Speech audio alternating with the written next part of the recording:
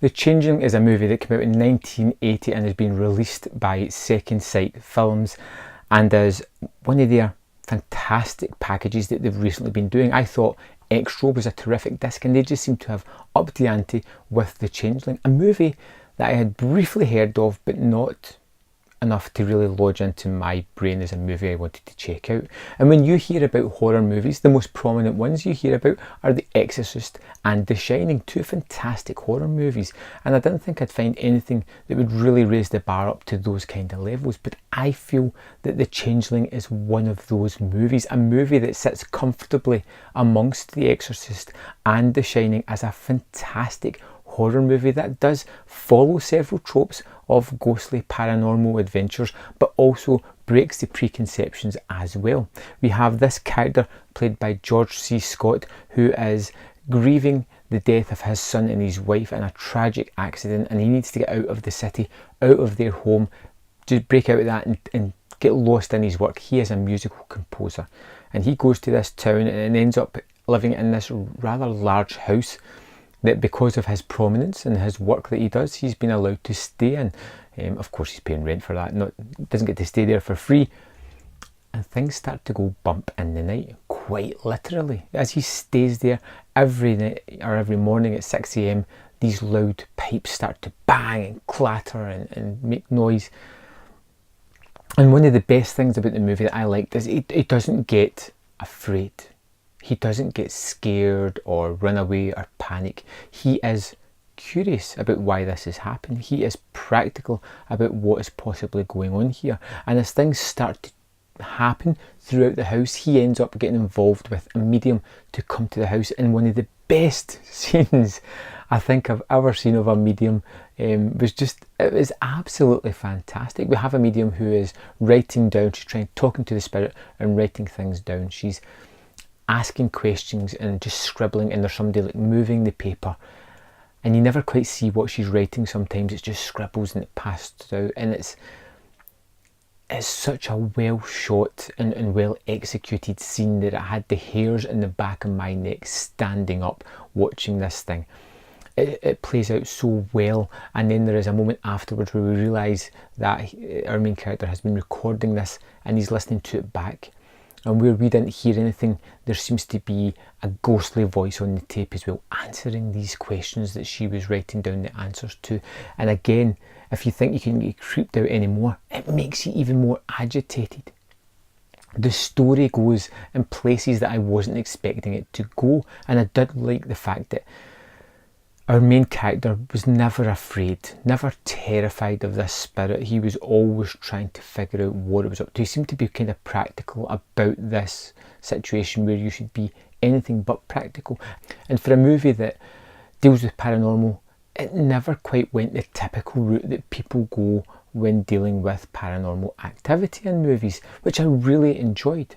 The scale and the grandiose of the movie is fantastic. The lovely house that they have to house this entity is terrific, but best of all is the mystery and story involved within this movie. There is real purpose and there is a plot behind it as to why this ghost is doing what it's doing, and why our protagonist is trying to figure that out. It just works together really well, and I'm so surprised. I'd never really seen this much before on horror lists or anything, because for me it's something that I will go back to again and again. It's just a really fantastic movie. I can't recommend this disc highly enough. The performances are terrific, the direction is steady and sure-handed, it is creepy as hell and will get under your skin. You want to watch this at night, you want to turn the volume up, and you just want to get extremely creeped out when you watch this. It is a fantastic disc and a fantastic package, and the extras on this are plentiful as well. You get an audio commentary with the producer and director Joe Michaels and Peter Medak, but it is moderated by David Gregory from Severin Films as well, and he keeps it on track talking about the movie. And it was just done in October of 2017, so it's a fairly recent commentary as well. The house on Cheeseman Park is probably my favourite extra on this disc. It is an 18 minutes feature, and it's done by Dr. Phil Goodstein, who basically tells the true life story of this town, of where the events were taken and made into the story of the Changeling. But he has a fantastic way of just telling a tale. It keeps you on the edge of the seat. It makes you excited and really buy into what he's telling you. I thought this was absolutely marvellous, and I couldn't get enough of it. I watched it a couple of times. It was that good. He is that good a storyteller. He is definitely an individual, a very strange individual, but it works, and his storytelling is marvellous. We get the music of the Changeling featuring Ken Womberg. It's like a 9-minute feature about how he came up with some of the music for the movie, which is fairly interesting.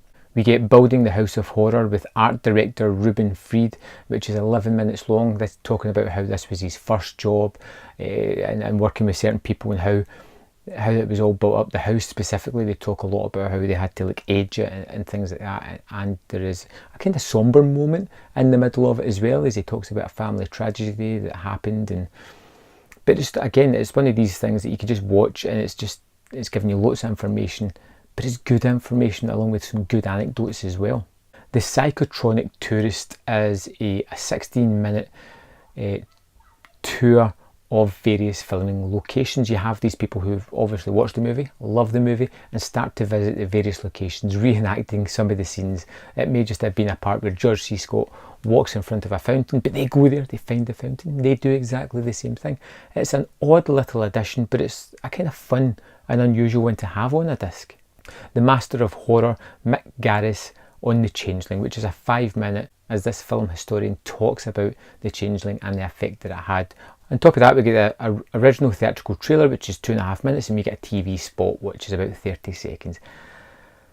This disc is packed for extras. They are fantastic, but simply put, if you never watch them, if you're not interested in anything other than just the movie, you are buying a fantastic movie that I cannot rate highly enough. This is a new favourite of mine. It's one of the favourite things I do about talking about movies, is discovering something that is a new favourite that came out, 38 years ago. Wow, The Changeling, tremendous. This, you get a good package, you get a good booklet, your extras, but most importantly, the film is fantastic with a great transfer, and it's one that I definitely recommend. It's a must-have to your collection. It's one that I will cherish having in mind.